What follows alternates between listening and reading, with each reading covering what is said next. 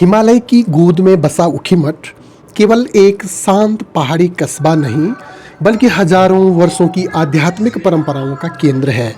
यहीं स्थित है ओंकारेश्वर मंदिर, जिसे गढ़वाल का प्रमुख शिवपीठ माना जाता है।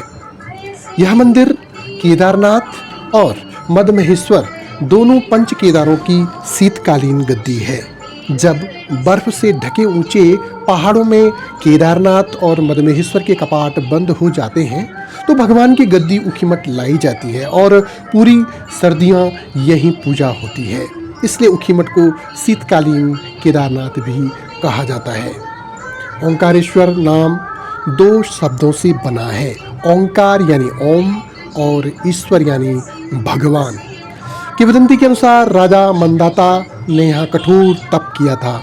वह 12 वर्षों तक एक पैर पर खड़े होकर शिव का ध्यान करते रहे। उनकी तपस्या से प्रसन्न होकर भगवान शिव स्वयं ओम स्वरूप में प्रकट हुई और इसी दिव्य दर्शन के कारण इस स्थान का नाम ओंकारेश्वर पड़ा। मंदिर की प्राचीनता 1000 वर्ष पुरानी मानी जाती है। स्थानीय मानता है कि इसका निर्माण कत्यूर राजवंश ने करवाया था। ऊखीमठ का नाम पहले ऊषा मठ था। यहाँ भगवान कृष्ण के पौत्र अनिरुद्ध और बनासुर की पुत्री उषा का विवाह हुआ था। भगवान शिव और देवी पार्वती दोनों ने इस विवाह में आकर वर वधू को आशीर्वाद दिया था। माना जाता है कि जिस स्थान पर विवाह हुआ आज वहीं ओंकारेश्वर मंदिर क्षेत्र है। ओंकारेश्वर मंदिर की विशेषताएं इसे एक साधारण शिव मंदिर के से कहीं ऊपर ले जाती है। पंच केदारों की शीतकालीन गद्दी, केदारनाथ के मुख्य पुजारी बद्रीनाथ के रावल होते हैं। सर्दियों में यही रावल ओंकारेश्वर मंदिर में विराजमान होते हैं। केदारनाथ की चल विग्रह मूर्ति यहाँ स्थापित हो जाती है। इसी तरह मदमहेश्वर मंदिर की डोली यहीं आती है। मंदिर पत्थरों से बना है। गढ़वाल की पारंपरिक वास्तुकला का अनूठा उदाहरण। गर्भगृह में प्राचीन शिवलिंग, गणेश, पार्वती, उषा, अनिरुद्ध और भी कई देवताओं की मूर्तियां हैं। मंदिर प्रांगण में कई छोटे छोटे शिखर हैं जो इसे और भी दिव्य रूप देते हैं। जब अक्टूबर-नवंबर में केदारनाथ और मदमहेश्वर के कपाट बंद होते हैं, तो दोनों मंदिरों की डोली भक्तों की भक्ति भाव से भरी यात्रा करते हुए ऊखीमठ पहुंचती है।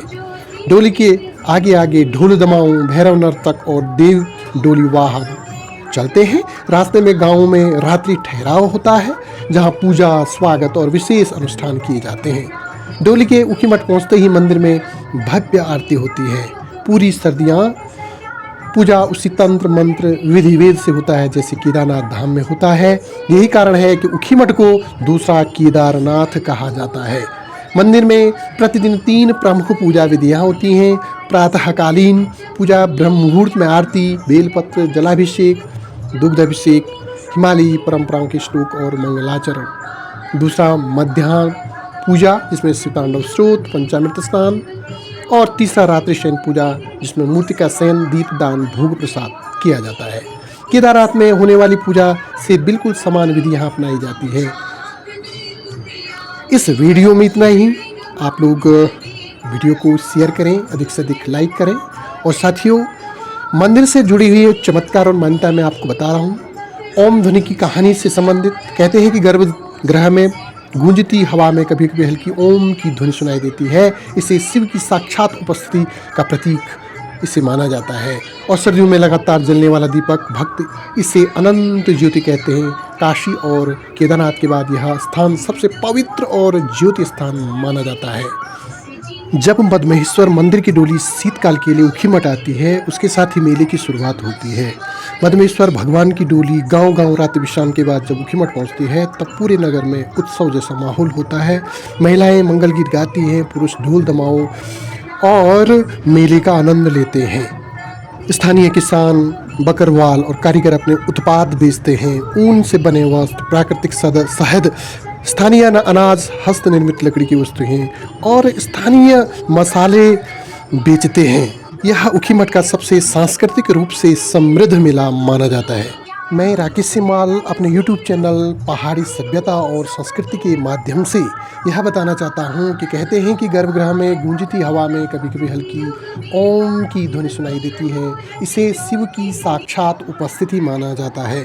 सर्दियों में लगातार जलने वाला दीपक भक्ति से अनंत ज्योति कहते हैं। काशी और केदारनाथ के बाद यह स्थान सबसे पवित्र ज्योति स्थान माना जाता है। कहते हैं कि शिव की गद्दी ऊखीमठ पहुंचने पर मौसम एकदम शांत हो जाता है। स्थानीय लोग इसे भगवान की कृपा मानते हैं।